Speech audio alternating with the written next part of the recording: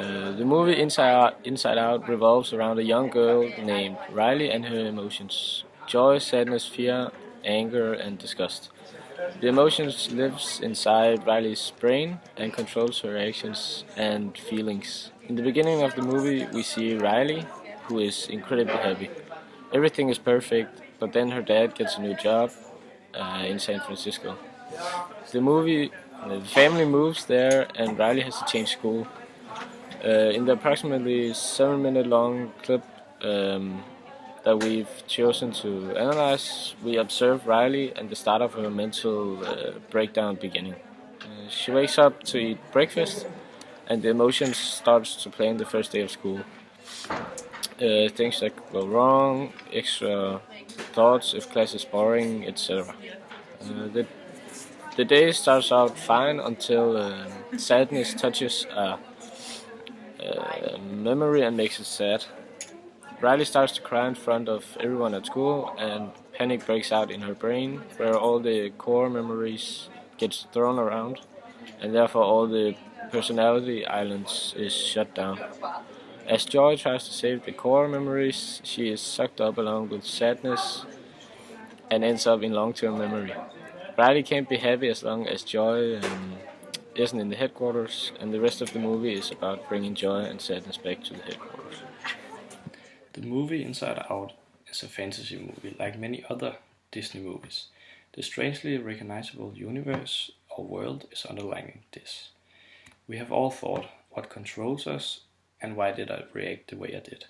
But we haven't pictured our minds as a control room with feelings in charge, which is the case in this movie. Memories are stored in long-term memory, like it was products in a warehouse.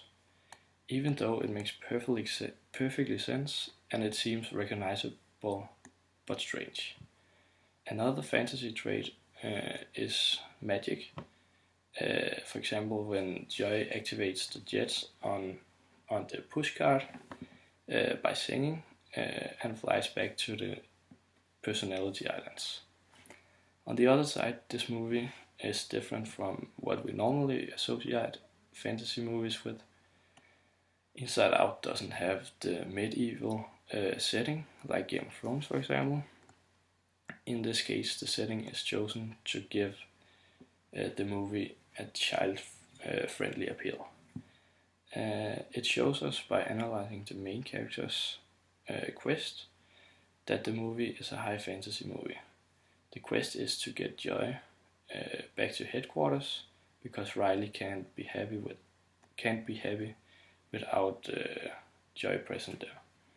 They have to save their world, which is Riley's mind, and not just getting things they want like gold or revenge of another king or some sort of like that. But both sadness and joy are very selfless because they care for Riley and her well-being, and they do everything in their power to bring order in Riley's mind, which is their world. This is a perfect example of a high fantasy trait. Other high fantasy traits present are lack of battle scenes, swearing, and sex. The movie is obviously directed towards children. The movie tries to make children understand their own feelings. It tries to make children realize that it's alright to be sad and that it's actually necessary to become happy later on. It really emphasizes that the profound, strong bond of a tight-knit family is the most precious thing you can have. It makes it very clear that children and parents work together in symbiosis in order to make the best of children's lives. When you're sad, you need the comfort of your parents in order to move on, and the sadness is inevitable, because much like in the movie, sadness is an uncontrollable blue creature. Also, it wants to show that obviously people become more complex as they age. It shows this in the beginning when Riley is a baby. At this age, she only has two kinds of emotions, joy and sadness. Very simple. The control panel is also much more simple, by just having one button that can either turn blue or yellow. When she grows older, the control panel receives many additional buttons to control Riley. Also, 3 other emotions are introduced, making it very clear that life isn't always as easy to figure out when you grow older.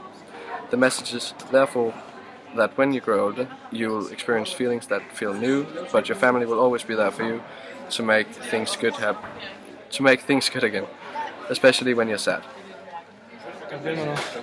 Filmer den nu? Ja. The protagonist of the story Inside Out is the feeling Joy, who is the main operator of the girl Riley. Her job is to give Riley happy memories and remember them so she can remind Riley of them whenever she feels sad.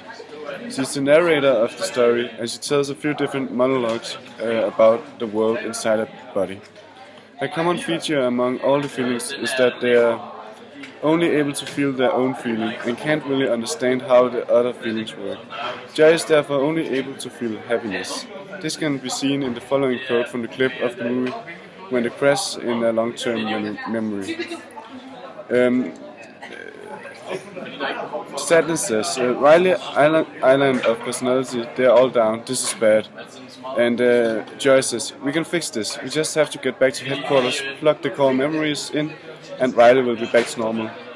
And Sadness says, Riley has no core memories, no personality, and no you're not in headquarters, and without you, Riley can't be happy. And then Joy says, I'm coming, Riley. In the quote can we see that the 2 characters are each other's opposites, as Sadness only focuses on the bad situation that they're in, and Joy focuses on staying positive. Joy goes through a psychological change throughout the movie as she starts out very happy and naive, which can be seen when she draws a circle around Sadness to keep her away from ruining anything. But throughout the story she realizes that as we grow older and get more complex, we can't just be happy all the time and we need a bit of sadness in order to deal with our problems.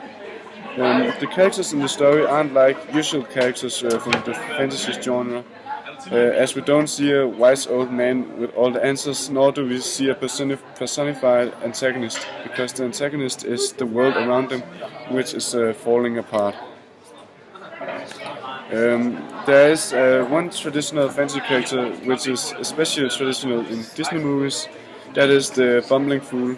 The bumbling fool in Inside Out is the imaginary friend Bing Bong. He is a kind of sidekick that helps Joy get back to the headquarters, and at the end he has to sacrifice himself in order to get Riley out of the deepest sadness.